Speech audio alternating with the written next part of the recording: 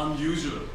And business unusual starts actually with probably thinking unusual and bringing those different interests together to reach some sort of a holistic approach to develop our landscapes, utilizing the natural resources in a sustainable manner and reconciliating economic development and growth with nature conservation and natural resources management in a sustainable manner. I think this is something we really should try to work on, and today we're trying to push towards thinking unusual, pushing business as unusual. Let me quickly guide you through the process, because I'm not going to take much time, because we don't need to talk, we need to work. So the agenda, we're already late. So opening and welcome is done, sorry. Then we'll go for a quick icebreaker, which is facilitated by Brian. Here he is. Then Hannah will give us, David will give us an input on what it is about design thinking. And we're doing a chop this morning. And then we start with the design thinking process, which will feature Hannah and the whole team to guide you through that entire work. And this is where you are asked to become active, and I'm sure you will, because these people will push you. And then we close with a reflection and hope we will stay in time. So not to take any more, I'll hand over to Brian. Where is he? For the quick icebreaker, because everybody's still quiet. So now, let's become active. Brian, your turn. Yes. So how are we feeling this morning? Are we feeling good? Yes. Are we happy to be here? Yes. Okay, I want this to be louder, so can we all get up for a really short period? We're about to free up into young minds for the exercise. So as we get up, I want us to form a sort of circle around.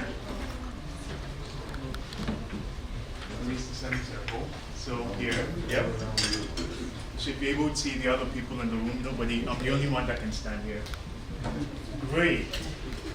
And now we're about to play an icebreaker called Sound Ball. Does anybody know Sound Ball? Okay, so I'm going to seem like a crazy person if nobody knows it, but it's very fun, so at the end of the day, we should all be doing it. So this icebreaker is very simple. We are going to throw a ball at each other right now. Yay, yeah. But it's not a physical ball, it's a sound ball. So when I throw the ball to you, you catch the ball, and then you throw it back to anyone in the room. When you catch the ball, you have to make the sound I made, and then you throw it with your own sound to someone else. So I'll demonstrate with the random person. So you catch it. I know, and you have to throw it. You can't do, if you do this, the ball won't get to you, right? We all have to be basketball players over here. So you catch and then you throw your own sound. You can't premeditate the sound. We want it to be very genuine and natural. Whatever comes. Booka booka boom. Yeah, and then you throw it across the room to anybody. To anybody. Yeah. Wow. No, so you have to catch. Okay, so you catch the sound first. Okay, you catch the sound first. So I'll start again. Whoosh. Nice. Kaboom. Nice. Get it. So guys, we need you to catch it first. We need you to catch the sound first, right? Right? Okay.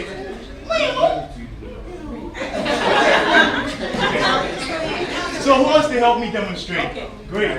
I could see the excitement in your eyes. I hope you're ready. Okay.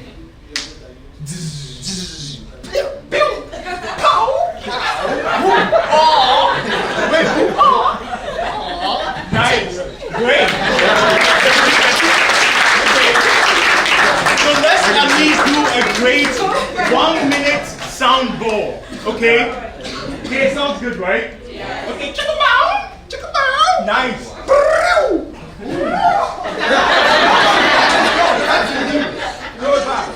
Another thing. The person you want to throw it to, or they are aware that okay, you want to throw it to him, so that you can catch it. If you catch the ball first, you throw it back. And we need to see you catch catch it. If you do this, you've not caught a ball. If someone throws a ball and catch it like this, you're dead, right? Catch the ball. If you can jump and catch that ball. Okay? So you now throw a ball. So throw a ball for us, to anyone in the room. For 30 more seconds, let's go.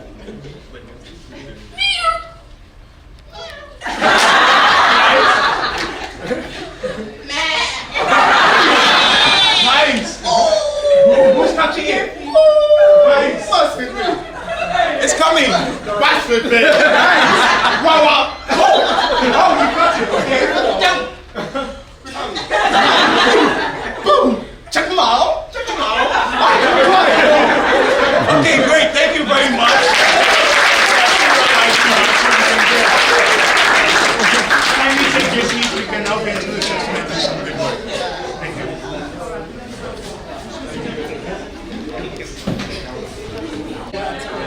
All right. So thank you, Brian. That was excellent. So as Boris mentioned, my name is David Hatchful. I'm with Design Thinking Hub, and today my task is to be the one who removes the blinders from you. And the idea is that when you leave this place, you will have the tools that you need to be able to look at the problems that you're very familiar with through new eyes, right? We as human beings are naturally problem solvers. We are always trying to solve a problem, right? I'm pretty sure some of you are already scheming on how you're going to get out early for lunch, make sure you get in front of the line, all of that stuff, right? And we've become so good at it that we've developed strategies that helps us to solve problems more efficiently, right? So I love, so part of the work I do is teach, and so I love to give a lot of quizzes. So there are going to be a lot of little tests here, but we're not going to score them, so don't worry. Right. So the timer's already gone, but what's the answer to this? 12. 12. Oh, good. Anybody has a different answer? 4+8. That's great.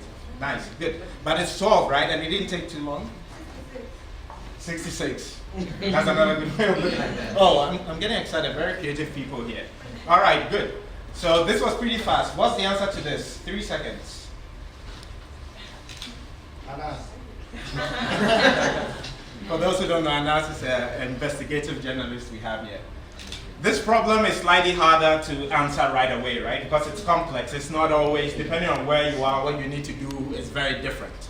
But this is the kind of world that we live in now, right? And some business students and stuff have come up with a funny term for it. They call it VUCA. But it's a world in which nothing is really certain. You can't take certain decisions because you don't have all the information. Things can get really complex.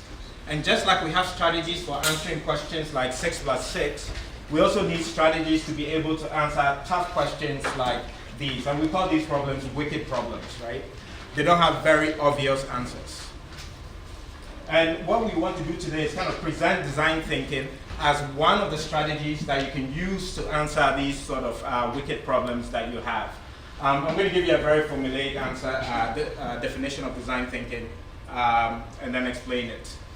So what we say is design thinking is a human-centered approach to innovation that draws from a designer's toolkit, and you are all designers, it's not just somebody who's good at graphics, to integrate the needs of people, the possibilities of technology, and the requirements of the business requirements. There are two things that I want you to kind of take notice of. First is that it's human-centered.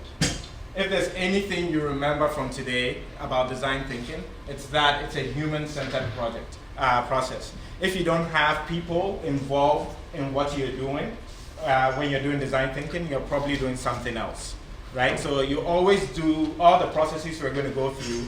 There's somebody, a stakeholder, there's a person at the center of it. Everything revolves around that person. The second thing is that design thinking is a verb and not a noun. What that means is it's about doing.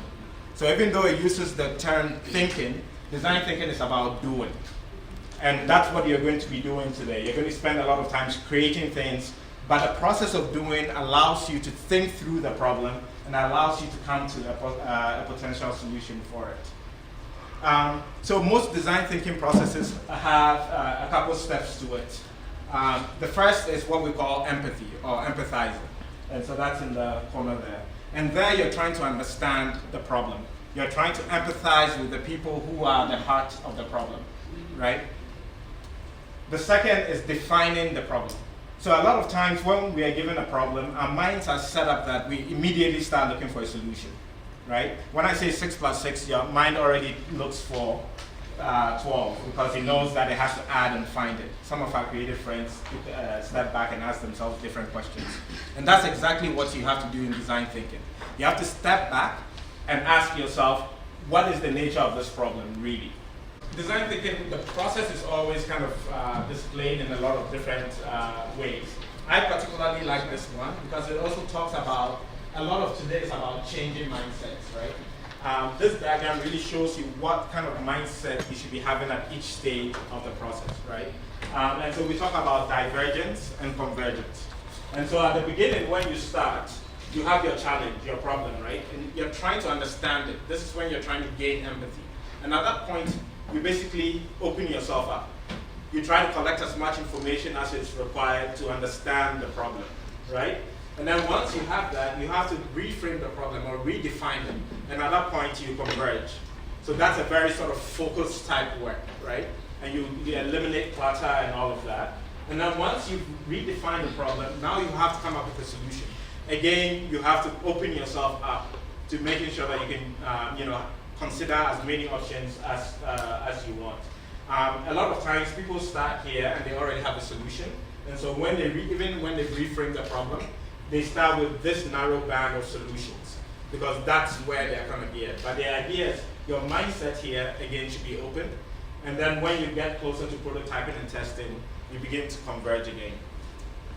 What this means for the process is that you need to be creative. How many of you think you're creative or know you're creative?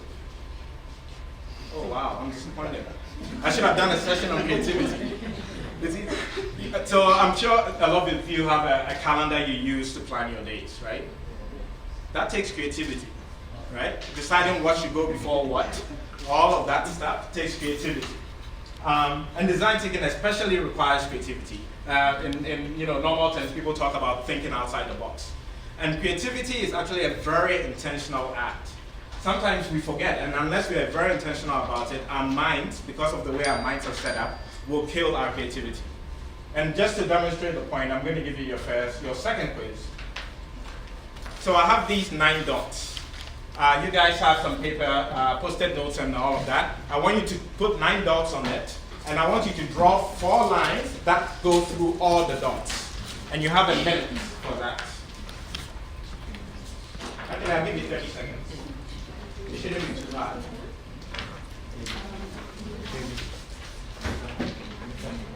Sorry? Yeah, and the key point here is that you do not lift your pen or pencil. So you have the 9 dots and you have 4 lines, and once you start drawing, you cannot lift up your pen or pencil, okay? Straight lines. People get creative and try and do circles.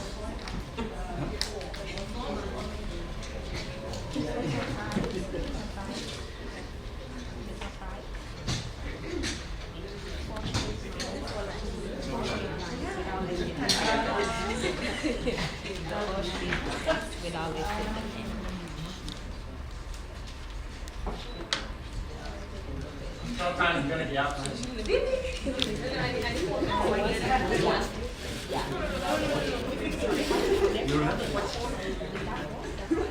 Okay, who's got the answer? Oh, you do? Oh.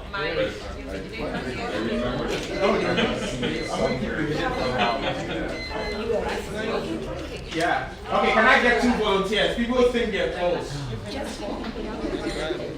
People who think they're close. All right, I'm going to go into teacher mode. I'm going to pick on people. You have it? Okay, please come up. Come and demonstrate. Okay, we'll have you. All right. No, come. Show us on that how you do it. Okay, guys, everybody pay attention. 1,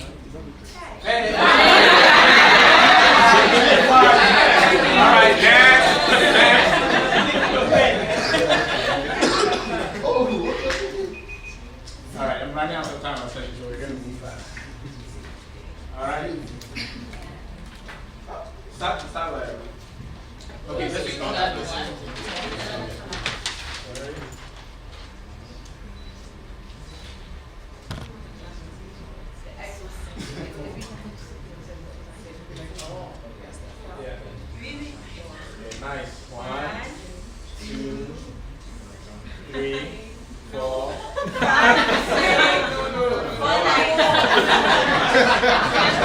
All right. So I'm running out of time, so I'm going to make the point. How many of you basically, yeah, guys, how many of you basically ended up with something that is within these dots? A lot of you did? But why are you drawing only within the dots? Let me quickly show you guys the way the solution works. 1, 2, 3, 4. Oh. All right. Okay, let me try and explain what happened. In our minds, we have the concept of squares, right? So the moment we see a shape that's defined as a square, we draw a boundary around it. And all your solutions you are trying to make within this square. And that's just how your mind works. It's working on things it already knows. But for today and for design thinking, we want you to try and think outside the box. We don't want you to see a box. We may put a box there, but don't see a box. Open yourself up to all the different solutions that may, and even both solutions, but also when you're looking at the problems, a lot of different angles may exist for it. And like I said, we are all creative, but we're all creative if we remember that we do have this ability to create these boxes. And we have to consciously step out of the boxes. All right, good. So I'm going to have Anna come up and she's going to talk a little bit about the actual problem context we're going to deal with. You all have your post-it notes with it. As she's talking, for those of you who have the expertise, as she highlights some problems, if you think you know the solutions to those problems, just write them down, yeah? And when you're done, your facilitator will pick them up and then we'll put them up there for reference later. All right, so I have Anna come up now.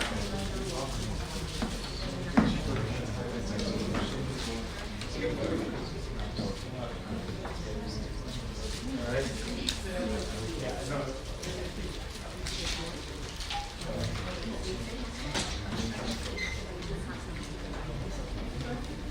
All right. Thank you, David, for handing over and for the small input on design thinking. I would like to start to talk about landscapes because I want to get the bridge to our topic, which is landscapes. But what are landscapes? By definition, a landscape is a socio-ecological system consisting of natural and/or man-made ecosystem and influenced by different ecological, historical, political, economic, and cultural processes and activities. Sorry, this feels like in an arena, so I try to have a look at everyone. So the spatial conditions and the different forms of use, and also the governments, define the specific character of a landscape. So as landscapes have different spatial conditions, these places can look very diverse and also fulfill various functions.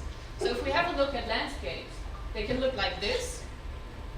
They can be grasslands, they can be fishing areas, steep hillsides, or agricultural landscapes. Landscapes can also encompass small towns or villages, and also a lot more. So in the context of a sustainably managed landscape, it is important to meet the needs of the present without compromising the ability of future generations to meet their own needs. But at the same time, we have a broad range of stakeholders being involved in the landscapes, sometimes having divergent needs or even conflicting interests. So let us remember some examples how an unsustainable managed landscape can look like.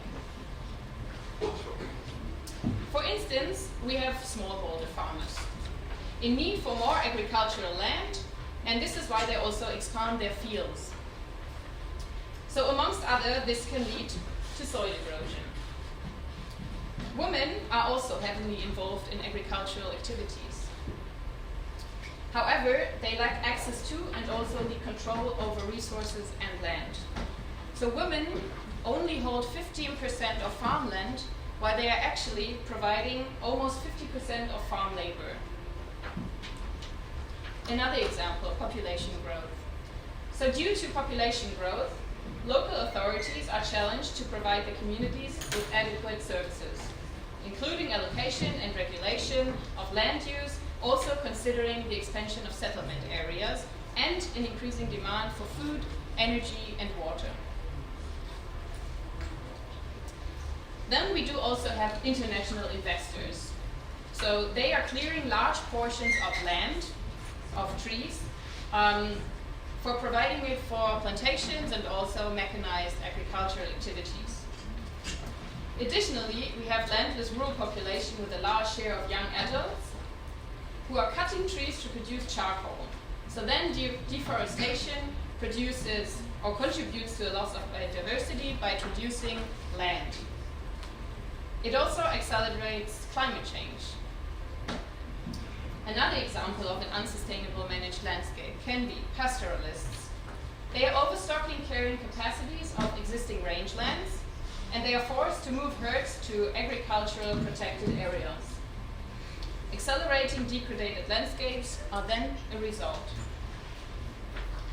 So while the Ministry of Environment, for example, struggles to implement rules and regulations to ensure nature and wildlife conservation at scale, an NGO can be defending protected biotopes against poaching and encroachments by local communities. Furthermore, we have national governments. They have ambitious plans to attract private investments for the establishment, let's say, of a large-scale infrastructure project such as a transnational highway. This can have far-reaching consequences for already existing ecosystems. So all these challenges can occur in one landscape, and they can also occur at the same time. So we can summarize these examples in a main challenge, which then would be, how might we align competing interests of stakeholders for working together in a sustainably managed landscape? However, there may also be other interests and conflicting practices which we have not seen so far, but you know from your personal working experience. So now, this was just a small input on how landscapes can look like and what kind of conflicts may arise in landscapes. I would like to hand over to David to have a deeper dive into the design thinking process. All right, thank you, Hannah. You guys can clap for that. And once you say it's a deeper dive, that means you guys are taking over now because you're going to do the work. So what did I say was the first step in design thinking process? Empathize. Well done. Trying to create empathy. So that's what we're going to do. So on each table, you have two things. You have some personas. So you would see some of the pictures that Hannah was showing on there. And then you would have a smaller piece of paper. Let me borrow yours. You have a smaller piece of paper that describes a context, a landscape use context, which is the context of the problem, the main problem you're going to look at. So the main problem is how different competing interests, right? How do we align that? And each table is going to be working on a different type of problem, but looking at how the stakeholders in that problem can align better, right? So every table is going to have a different thing, so you can go around trying to get details from that. Right. So the first step we're going to do is we're going to try and build empathy. Now we've done some of the work for you by creating these personas. Typically you would go out into the field, you do a lot of research, you come back and you collate this data into these personas. And personas basically represent archetypes of the stakeholders in a particular problem that you're interested in. So we've created the stakeholders for you. The personas for you. And so what you're going to do is what we call empathy maps. Now, empathy maps allow you to unpack basically what a particular persona is going through, their pains and their gains, right? I'm going to give you an example so that you can know. But basically what it tries to capture from the data is, what are they hearing? What are they thinking or feeling? What are they seeing? What are they doing, right? And then their pains and their gains. So this allows you to kind of summarize for a particular persona, for that particular problem that you're looking at, what's going on, right? So here's an example. So, you guys know what this is? Incubator, right? It's used for to keep premature babies warm. Now, there's a village in India where they actually had access to incubators, but a lot of babies, premature babies, were still dying, right? And what they found out was, so they went out, did some research to figure out what was going on. Why were these babies dying, even though they had access to incubators?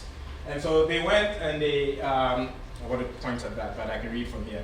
One, in terms of thinking and feeling, they found that, and so this is the mother of the premature baby they're talking to, or they're trying to unpack the information about. They found out that people, they think people are sympathetic but judgmental of them. They feel the support of the family, they feel pressure from extended family, they feel it's a bad omen to leave your child in the first 7 days.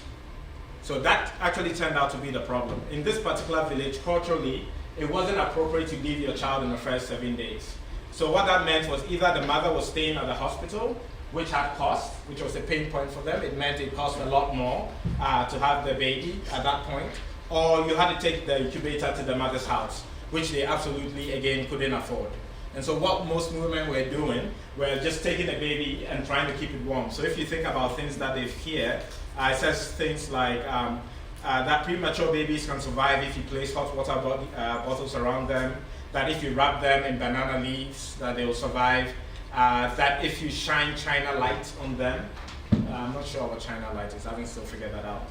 But if you shine that on them, they will survive. The premature babies are taken to the city and they sometimes come and sometimes they don't come back. But basically, these are the things that they were hearing that kind of informed their decision to take their babies home and use alternative methods to try and keep the babies warm. It wasn't working, and so these babies were dying. And this was a challenge that a team took up, a design team took up to try and solve, and I'll get more into it.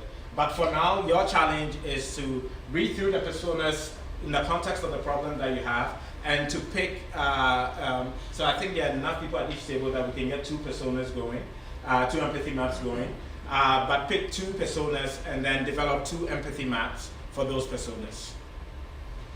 Is that clear? Your facilitators are going to be around and they will help you, so if you have any questions, let them know. I'm going to leave the example out there. All right. Good morning. And I believe we have 10 minutes for this.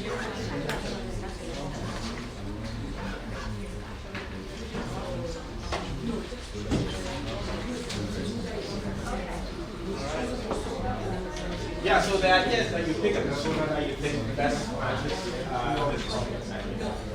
So for this, I have I'm thinking something like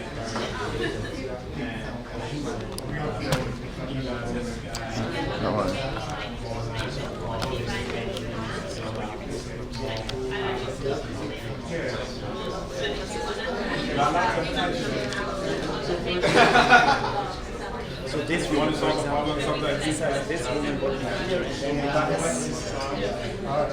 so the idea is picture this so if it's split into a team, I have 2 sheets.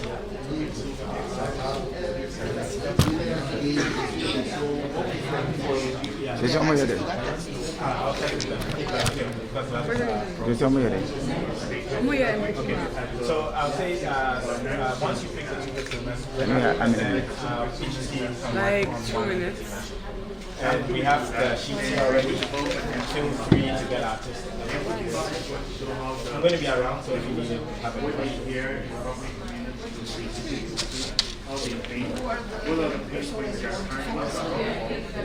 Yeah, so we're doing exactly, you're redrawing this, but instead of using these points, they'll be based on the person's You need to decide as a team. Exactly, so decide as a team what you do. So you can probably either decide into sub-teams to work on one each, or you do them together, finish and do it. So now you guys have to go over and choose 2. This is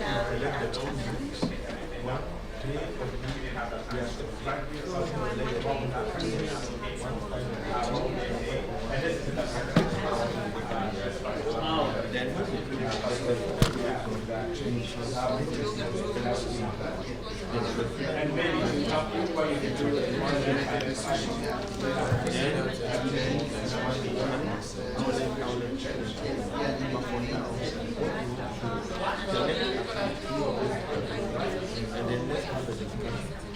As they would tell development projects. Yes, that's what I think they can say as business for. Yes, but when I say we cannot say something like farm. If it's related to something. Access to the land. Places developed in the last 200 years in some of these countries. It is a tradition that if they people don't do something about it, the district assembly can they... Okay, so by now you should have at least decided on your persona and you started working on the empathy map. It's going to be a very rushed process because we don't have time, but we'll give you a flavor of it.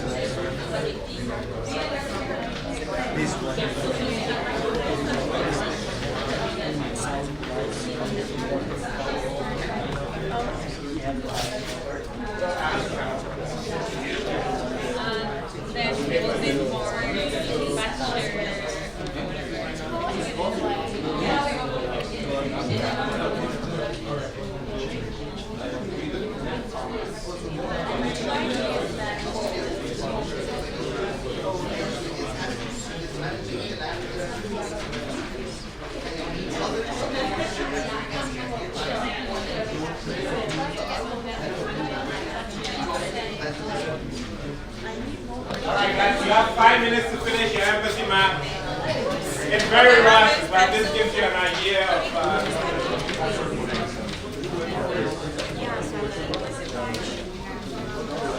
Access to the land, that is like the key issue,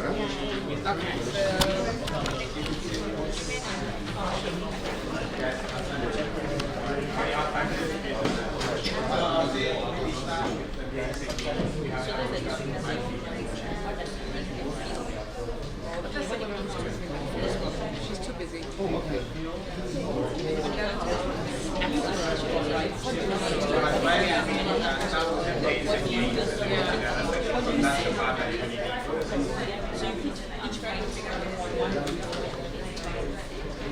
Yeah, she has to diversify.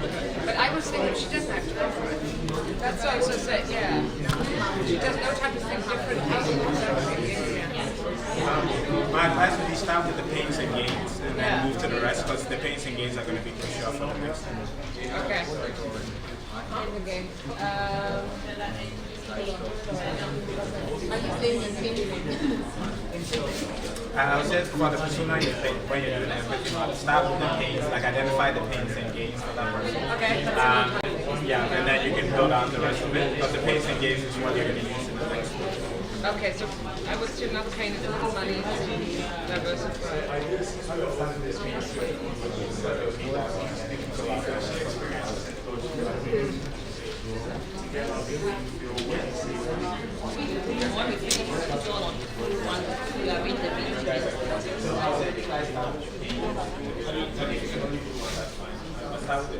Don't worry about it.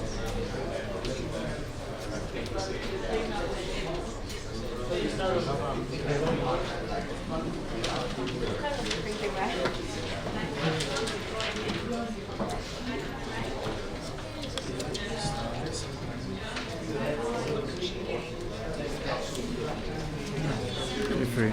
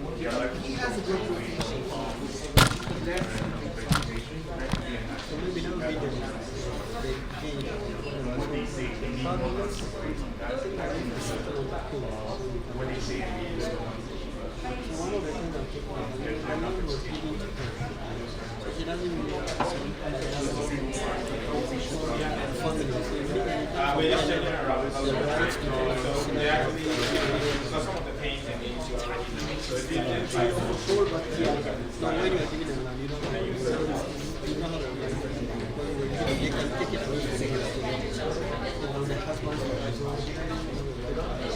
it can easily be taken down and taken from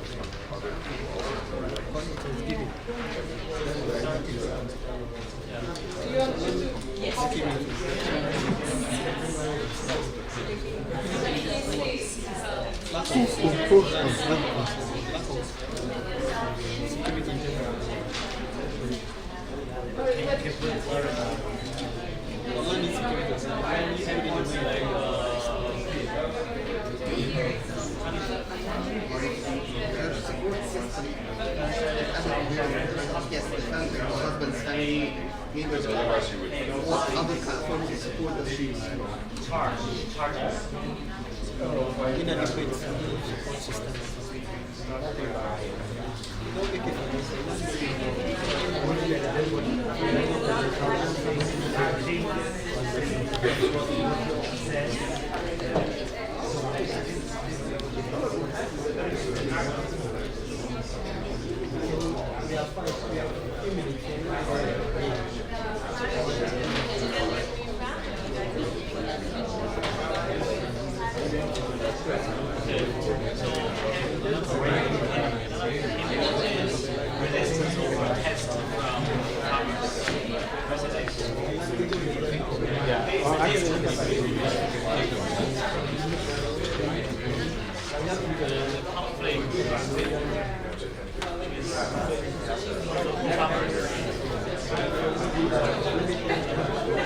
try and think through some of the gains that the person has, right?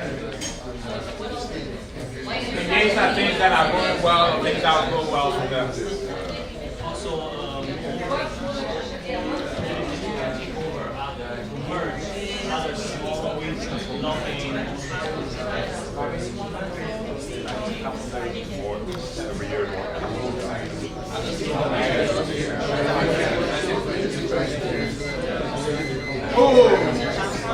All right. All right, good. All right, can I have everybody's attention? Can I have everybody's attention?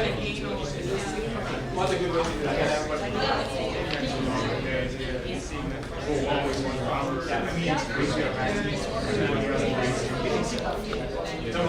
Okay, can I have everybody raise their hands? Both hands up. Hands up, hands up, hands up. Hands up, guys, hands up. Till everybody stops talking. Yeah. Hands up. We're going to hold it up until everybody's quiet. Yay. Excellent. Good, good. So I'm pretty sure you have some pains and some gains, and you didn't fully finish the empathy. No. Okay. Hands down. Okay. No. Yeah. It's we're actually pushing for time. Sometimes this work is probably a couple weeks, right, to do it. But we want you to get a flavor of everything, and so we're pushing and also make sure you can make it to the break. So for even if you have a couple pains or gains, you can work with that for the next step. And the next step is, we talked about what comes after empathy? Defining the problem, right? So you've been given a bigger problem, which was on a small sheet, right? Or actually the bigger problem, which was the alignment issue. Now we want you to reframe that problem, redefine that problem in terms of the pains and gains you've identified for the stakeholders you're working with, right? And the way you do that is this. We're going to create what we call a point of view, right? And again, I'm going to give you a little test. What do you guys see? Rabbits and duck. What? How many of you see the rabbit? How many of you see the duck? All right. So this is the beak of the duck, right? And The eyes, and if you look the other way, these are the ears of the rabbit, right? Yes. All right, good. Another one. How many women do you see here? Two. Yeah. Okay, so who sees the old lady? Okay, who sees the young, elegant lady? All right, for those who don't see it, this is the old lady, right? That's her nose, that's her mouth, that's her chin, right? The young, elegant lady, that's her chin, and she's looking this way, right? Yeah, it's a fun little exercise, but it's quite important in design thinking because what it speaks to is what we call the point of view, right? And I like that little diagram there. We all have different points of view depending on how we see a problem or how we approach it. And with design thinking, it's our goal to really understand from the user. Remember I said it's a human-centered approach. It's about the person, about the stakeholder. From their point of view, what is the problem? Because that's what the problem you want to solve, right? If you think somebody is, overgrazing some land, you may go and say, you're overgrazing the land, this is bad for the environment. From that person's point of view, this is how they make a living from their family, right? And so you need to understand that point of view to be able to reframe the problem in a way that you can actually solve it. And so that's what we talk about down here, right? Is that you have to reframe the challenge that's been given into an actionable statement, something that you can actually solve, you can ideate on, and you can solve, right? And we have a very particular formula we use to express what the point of view is. And this is what it is. It's just a sentence structure, but you define who the user is. So this is the persona. And you're trying to use some descriptive adjective, right? So you can say, a poor smallholder farmer. You can name them if you want. That always helps a lot. And then something that they need. What is it that they need, right? So here you're looking at the pains that you've come up with, and you describe that need. And then you have to come up with an empathetic insight, or the reason why that need is important to that person, right? And let me give you an example to explain what we mean by the empathetic insights. So back to our baby story, right? The women weren't using the incubators. They were taking the babies home. They were dying. The design team created this empathy map, and then basically came up with this POV, right? A desperate parent living in a remote village, so that describes our mother, needs to give a dying baby the chance to survive. That's what they want, right? They want the baby to survive. And so they take it home, they wrap it in a banana leaves, they do all of that stuff, right? Because she lives in a culture with low acceptance of leaving babies alone. That's the empathetic insight. The reason the problem matters for this particular person is they cannot not be by the baby. They have to be by the baby, right? And so whatever you design to solve this problem has to take this second piece into account. Otherwise, if you solve the problem but they still have to leave the baby, they will probably not use the solution, right? So the same thing when we come back to the landscape, whatever you're solving, the reason why that person, if it's somebody's livelihood, that's why they're doing the bad act. If you attack their livelihood or you threaten their livelihood, whatever solution you come up with, they will probably not take up. They may start it, and I think some of you have seen this. People adopt it because you're in the field, you're watching them, and the moment you go, they return back to doing whatever they're doing, right? And so the empathetic insight is good for kind of getting the emotional connection to allow somebody to take on whatever solution you come up with, right? Good. So again, your facilitators will help you if you have any more questions, but now for each persona and each empathy map, construct a construct a point of view. All right? Good.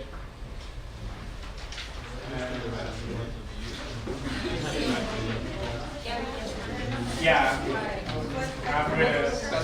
There we go.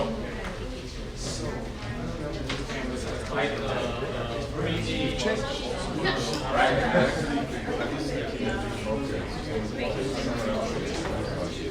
So we have something. You're making the rest of us suffer.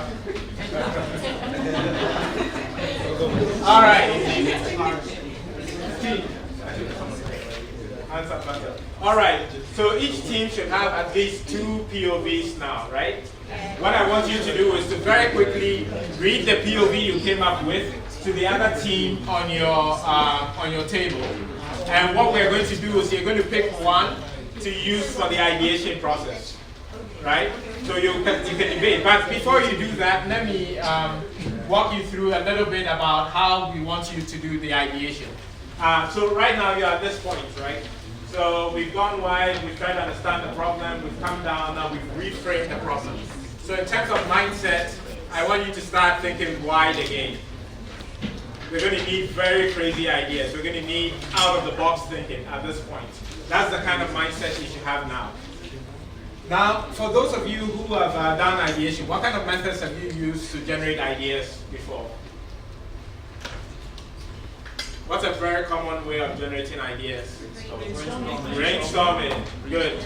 And everybody likes to brainstorm because we think that it brings up the best ideas. But the way we do brainstorming can actually kill a lot of the very creative ideas. So this is how it typically goes, right? In any room, you typically have three types of people. You have dreamers, right? You're a guy who's always just talking about something crazy. You're trying to solve the problem, and the guy is like 100 feet away, right?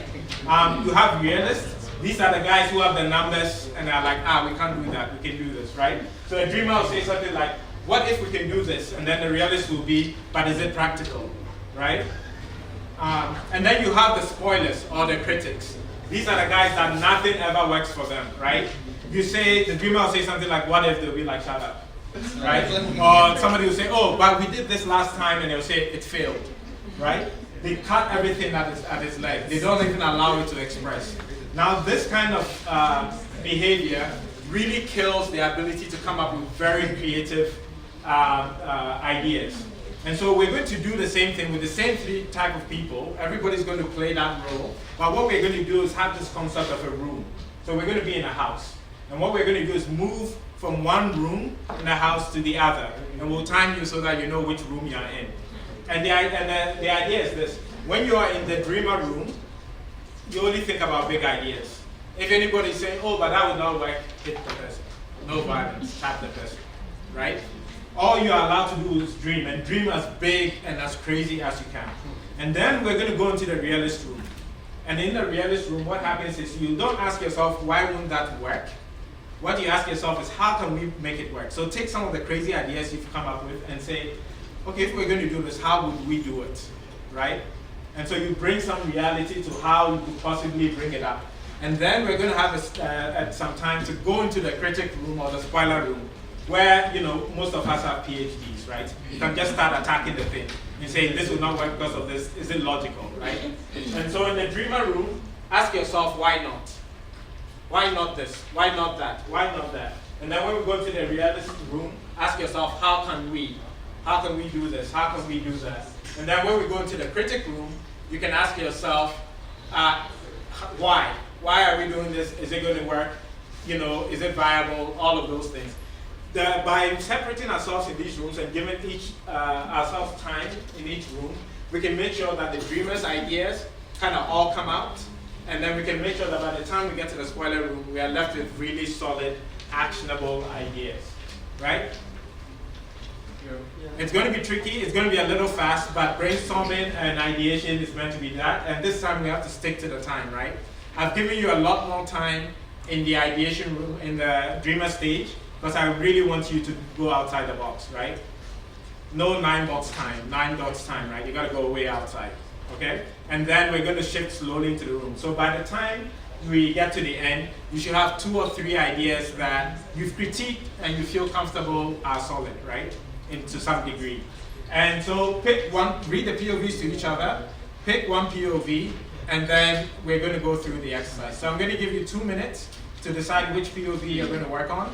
And then once it hits the 2 minutes, we're going to all go into the dreamer stage. If you feel like you have to walk around and jump around to get the ideas, feel free to do so. Right? Okay, good. So 2 minutes now, discuss and decide which POV you want to go with.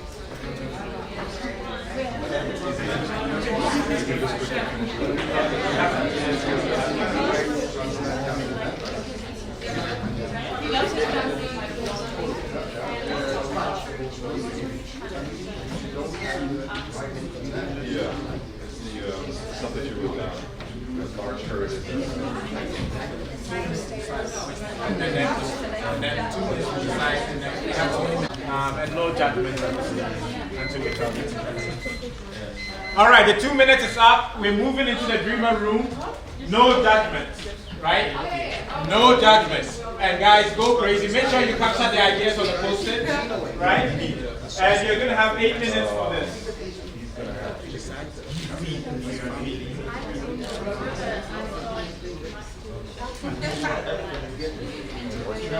If you need sticky notes, let me know. I can get you some more.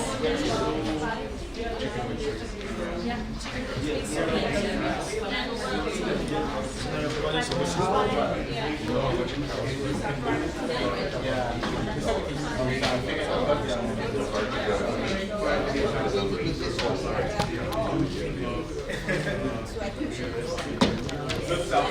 You got point. You got point. All right. Write it down. More serious.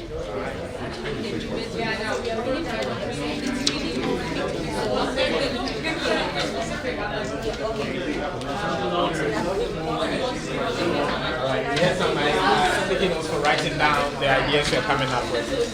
Because you come up with a whole bunch of crazy ideas, and then you have to decide, okay, which one is the thing, the house, and then you critique, right? If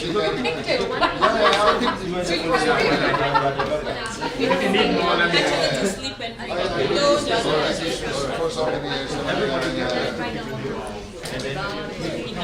Okay, you guys should be about on idea 50 by now.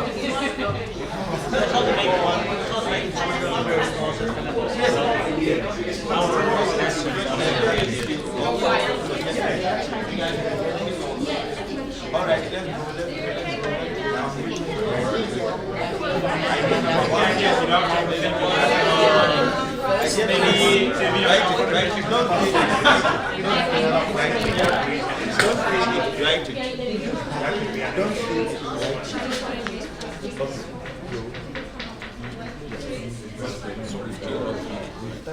But if they are still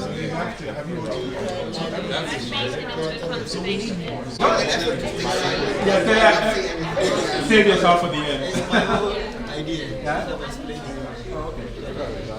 Don't get worried about things, just say it. When you go, when you get to the register, then you ask you what you want to do. Right? So try and generate, you should get at least 100 before the 8 minutes is up.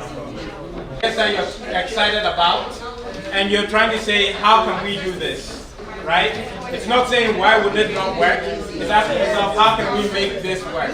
Right? So switch over to the reality stage. And you're going to get, I think you have 7 minutes for this.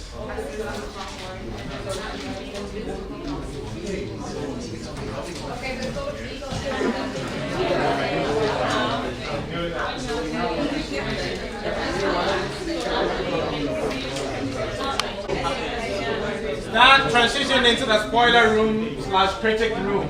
And the idea here is for every idea that has been filtered to that level, try and figure out, is it viable? Will it work? Does it make sense? So this is where your natural instincts for poking holes at things come into play. Feel free to let loose now. And you have 5 minutes for this one.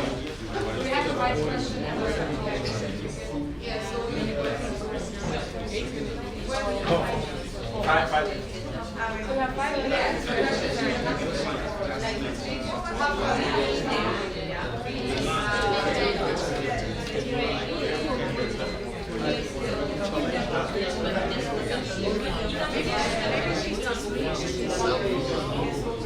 Oh, there is no cookie minute, no Wi-Fi.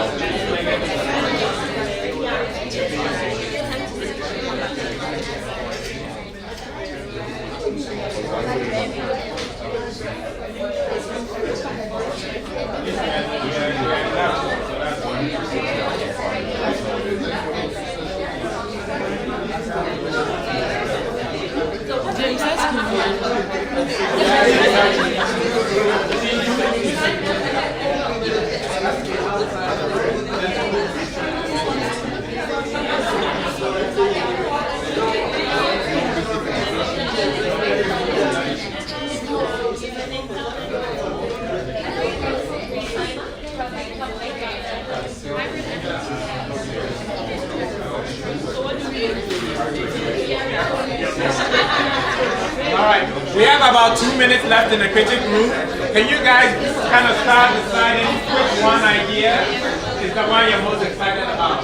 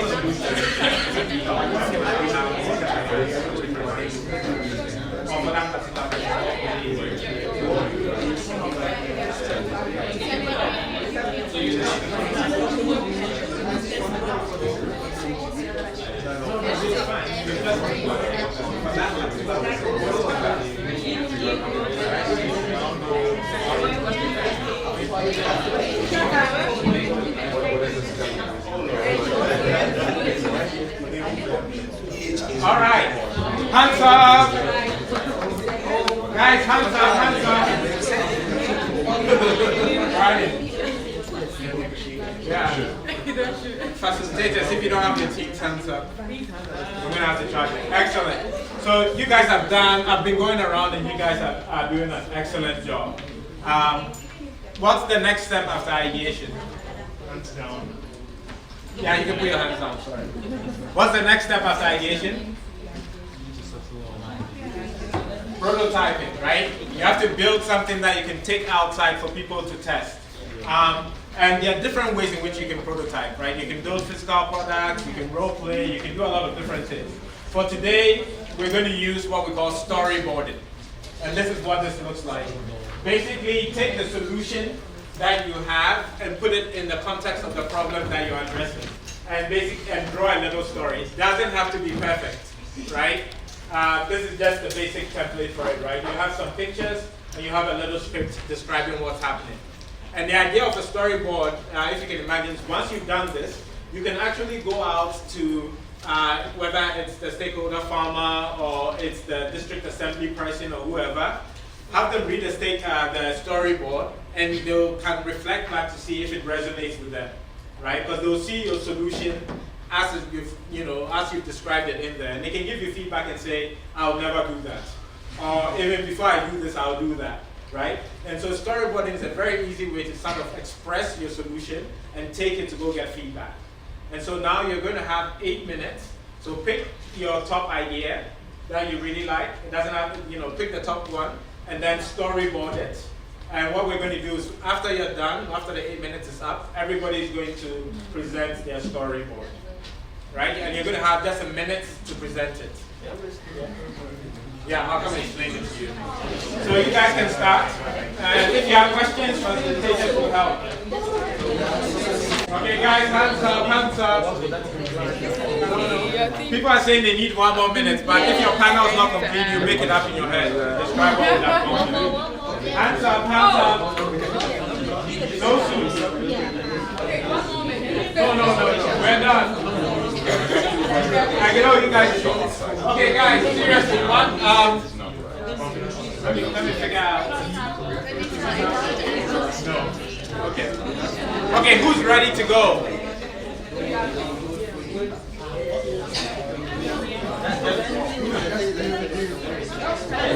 Who's ready to go? You guys are ready to go.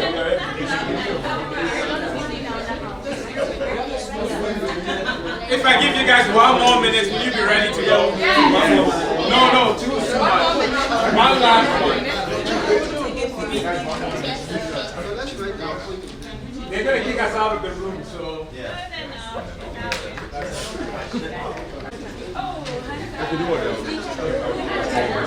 All right. Okay, guys.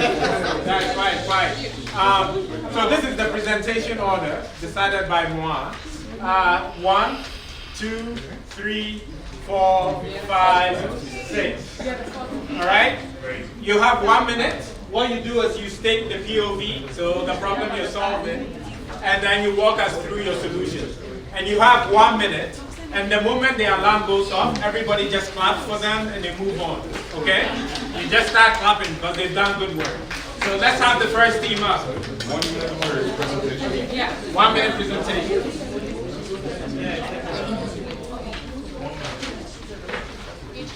Okay, and everybody has to pay attention. You've all put in a lot of work, right? So it's good for somebody to listen to you. So please come up first. Yeah, now your teammate on your first.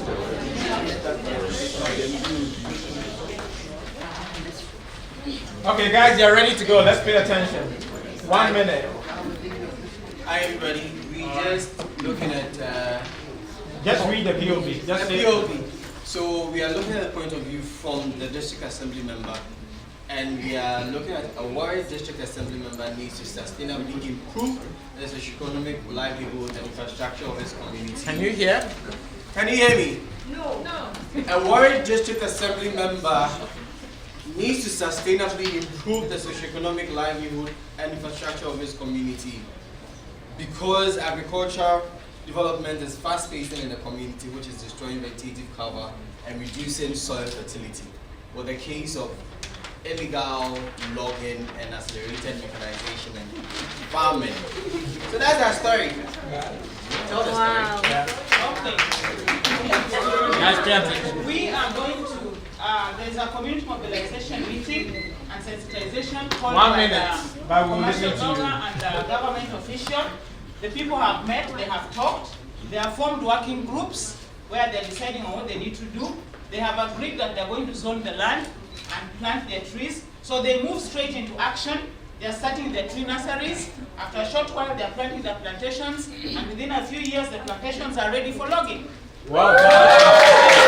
how are the stakeholders alignment? Is it by having these working groups? The working groups. Okay, excellent. Thank you. Team 2.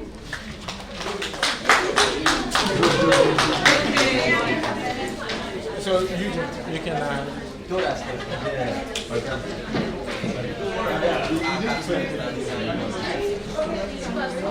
okay, guys, give them fans as they come up. Give them fans as they come up.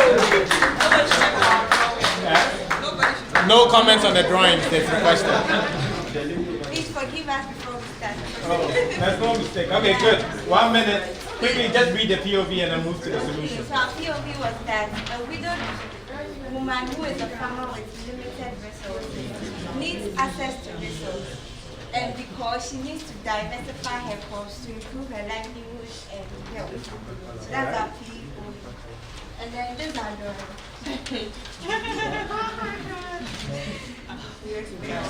Okay, so what the solution we came up with, she needs to improve her livelihood, and these are some of the things. There's money, technology, and labor. So access to resources, she needs training, and also access to high quality seeds and other technologies, maybe irrigation or whatever, to improve her yield so she can make money when she sells, and also acquire more land so she can plant more and kind of expand her territory. Yes, and that will improve her livelihood. Okay, and then in terms of alignment with the forces she's in contrast? Quickly, very quickly. Yeah. Oh no, so have you know the bigger problem of alignment of stakeholders? Yes, so we were thinking since they have limited access to land rights as women, for her as a widowed woman, we are thinking that once she's making these, she's trying to make her family work, improve her livelihood, get more money, and it will inform when they are asking for more land rights. In the court, from the traditional council, for instance, it will give them more reason as to why they should grant women more rights, and also give more reason to the assemblies. Okay, so empower them so that yes, that's what they say. All right, good. Team 3. Well done. Team 3.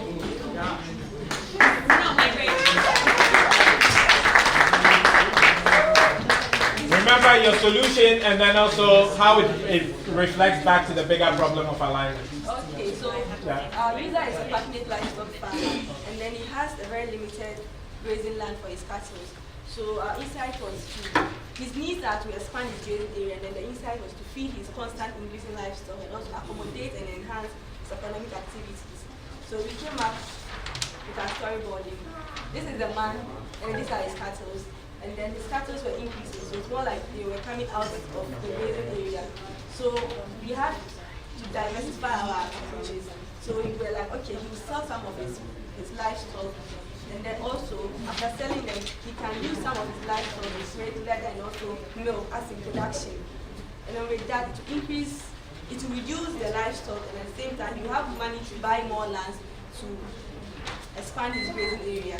Okay. Well done. Clap for that. Clap for that.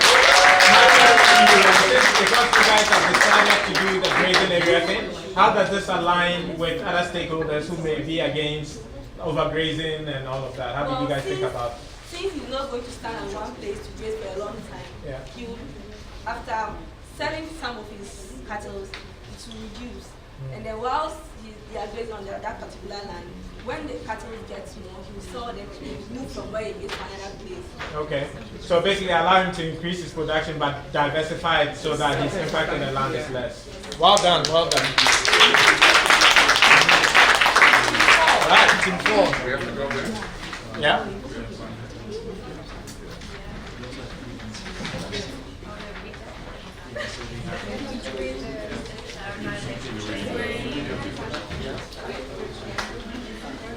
All right, guys, listen up, we're almost there. Okay, so the situation that we have is that we have a young livestock farmer with 6 kids and a wife and a growing herd of animals that needs to first find more land for feeding the animals. So support the family, and of course to maintain the livestock, because the livestock is a sign of wealth and status. Because he's a loving and responsible father, and because the livelihood or the livestock is the only livelihood option. Great. So the solution that we came up with is a combination of basically gaining more skills to reduce the livestock herd. What we figured out is that the wife will now go to school to become a butcher. They're going to set up a butchery and link with strategic markets in town and sell high quality meat. And that way we're going to reduce the livestock herd to have a herd size that fits on the land, and everybody's happy and everybody's smiling. The wife now has a diploma, she has money in her pocket, and all the kids are going to school. Oh. Nice, and I think the alignment comes through the great reducing the impact on the land, right, with the consensus of the. Well done. Very good. I like the insights too. All right. Let's go. Team 5. So team 5. So we have a woman here who is a farmer, but then because she has a lot of kids to cater for, she doesn't have much time to work on the farm. So she doesn't have enough money. So our POV is the young woman we don't need to plant okra because she has little time due to many kids she has to cater for. So our solution is networking with other women. So here the environmentalist comes in. She meets an environmentalist and she's educated on how to utilize the farm well. Intercropping comes in when she has to intercrop, and also intercropping will help her increase her yield on the farm. Crop rotation also comes in, and agroforestry, planting of trees on the farm. So basically that's it. Woo! Well done.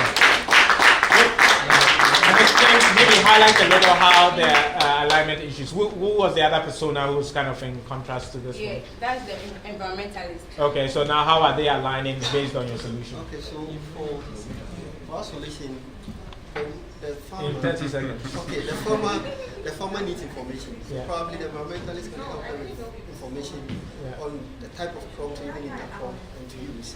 Then also the networking, maybe connected to other women groups to help them. Okay, and reduce impact. All right, good. Thank you very much. Guys, this is our last group. Hip hip. All right. Yeah. Oh, no, you guys did very well. It's not easy to go first. Well done. Okay, guys, we are ready to be wild. Okay. We are looking at a passionate environmentalist and a livestock farmer. Now, the environmentalist, he wants to protect the biodiversity, and also he's considering the livestock because they all have to live in their own ecosystem. Okay. Good.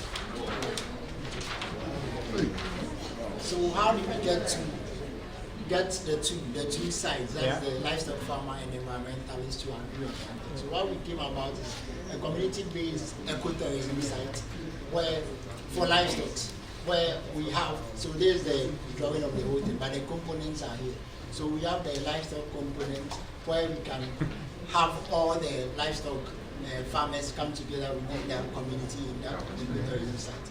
The livestock would get, we can use the meat could be sold. The manure could also feed into the biogas digester.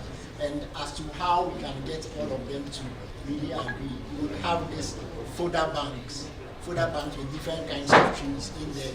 That's biodiversity actually. Then these fodder banks are also leguminous, so it will be good for the cow. Yes, so that's it. Then a training center where we can train the livestock farmers to also appreciate sustainable practices. Yes, and so in that community, all the livestock farmers will be living there successfully. Peaceful. Well done. Big clap. Well done.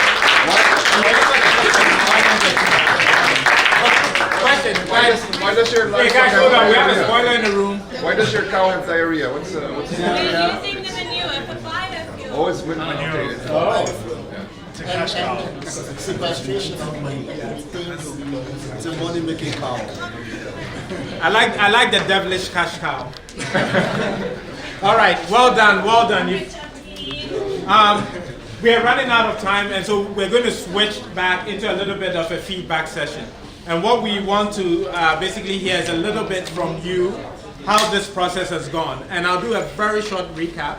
But basically what we've challenged you to do today is to basically bring a new mindset to how you face some of these problems that you're already familiar with, right? And we've encouraged you and pushed you to kind of think outside the box, to be creative about the solution.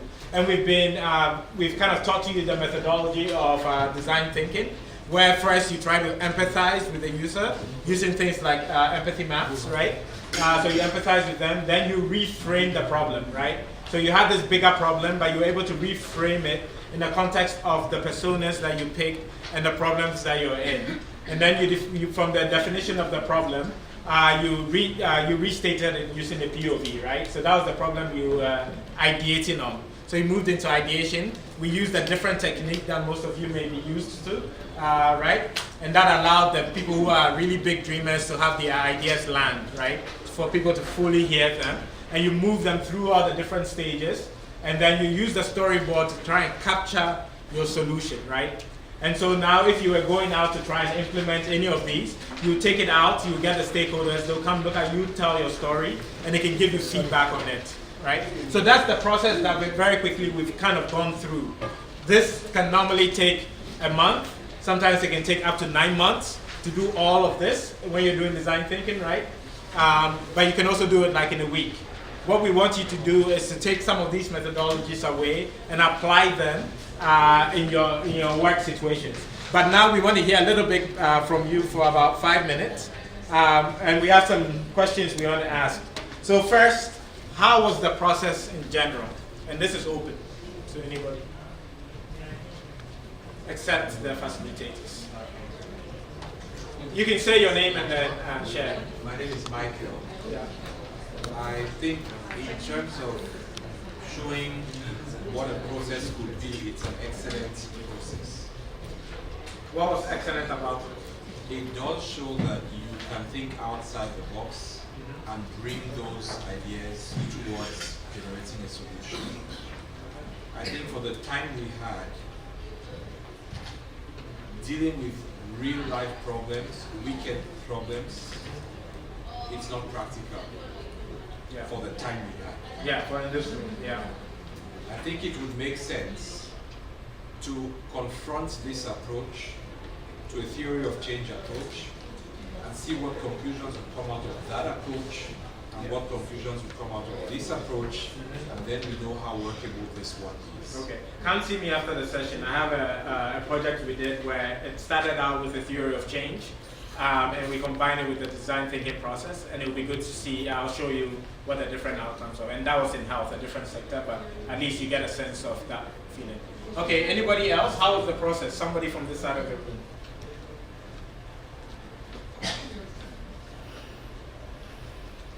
And by the way, we are in the critic room, so you can feel free to speak. Yeah, so my name is Rafiq. So really nice. It's interesting because I'm coming from a science research perspective, so you're always coming with the solution ahead of time, right? And I don't know how this would work in the real world, because we're going with set technologies and solutions to work with farmers. And what if they say, you know, what if in this process you come up with something totally different? It's a bit of a conflicting feeling, because I see how it would work and how you would come up with more sustainable solutions, but how practical is it with then finding the expertise to actually fill in the roles? Yeah, and the way I've seen it work in such situations is that you begin to incorporate this process earlier on before you develop the solutions that you're going to take out.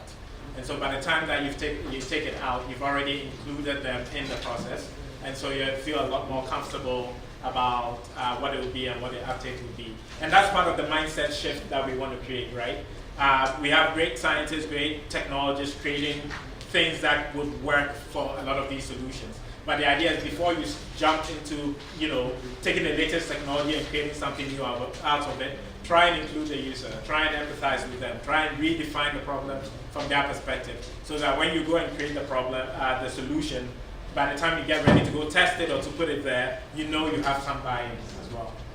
Good. Any other reflections on the process? I would say that the process was so much interesting. I'm Isaac Asad. Isaac, yes. The process was so much interesting. When we were designing our solution, we realized that when solving the problem of the car, we realized that the waste of the car wouldn't go waste, but it became a resource. That's when we drew the biodigester. We realized that with the biodigester, we can use for biofuel for transportation and also electricity to power the community as well. Yeah. So that's the sort of widening the thing. So if you keep your mind open, more options start to come up, right? And you can work on it. Good. I'm going to switch the question. So what surprised you? Now, a lot of you are sort of experts in some of these areas. Some of you have backgrounds in this. So both in terms of the process and maybe in terms of some of the solutions that came up, what was surprising? Or maybe what was also not surprising? Sorry. No, I mean, I have long legs. So one surprising thing I observed was that when we were at the dreamer section, we had diverse ideas. When we moved right to the realist and the last one, we could see that now the ideas were converging. Ideas who were first diverging were now converging. All of us came to one point and now we were not shouting again. We were cool. Yeah, like it. Okay, good. And a lot of times the way the ideation works is you may end up with an idea, but you may pick some parts from other ideas that didn't make it, but work good, right? And then you can put it together with your final solutions. So any other comments on what was surprising? Okay, last question. What is it that, and I want one person from each table to answer this. What is it that you're going to take back to work? And because we started from you, we'll start this way. Per table or per person? Anybody on the table who feels so moved. Right? I wish we had time to do everybody in the room. So the question is, what's one thing that has gone on here that you're going to take back when you go back to your normal work environment? For me, my name is Leke. Yeah. One of the things I'm going to take out for here has to do with collaborations. Yeah. Can't deny the fact that we human beings have creative mindsets. So having that opportunity to dialogue, discuss, and also agree on a particular conclusion is a takeaway for me here. So I love the fact that we are able to visit together, even though it comes with diverse forms. So the bottom line is that solution was prepared here, and those are my takeaway conclusions from this exercise, from this workshop. Okay, cool. Joshua, are you going to hold him accountable? I want you to call him next week and see if he's doing it. I can do that perfectly. Okay, thank you. All right, table. Okay, I'm Esther. And also, I've come to appreciate how... Can you guys hear Esther? No. You have to ask her to speak up. I'm sorry. Okay, for my little discussion today, I've also come to appreciate how to go about solving an issue that it comes to a point where everyone tries to put their emotions up and try to overshadow the reality. But the main goal is to achieve something, and we all have to put away our differences and solve the issue. Yeah, and the way I would also rephrase that is, we all come with biases, right? We are experts, right? So we come with biases to how we try to address problems, and being able to set that bias aside is very critical to being able to come up with a solution that's worked, and particularly one that comes from the perspective of the stakeholders. Good.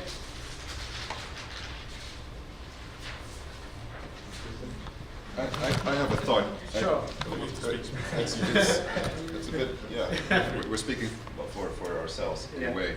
I think one of the interesting parts was the part of the realist, the critic, right, the dreamer, and it made so much sense why so often the brainstorming doesn't work. And what I've done in workshops is get people to do a Myers-Briggs test, a very quick one, the 10-minute one. Yeah. And so I think you can incorporate those too, and then explain why, this is happening often. So I'm going to take that back with me in my work and use it in workshops. All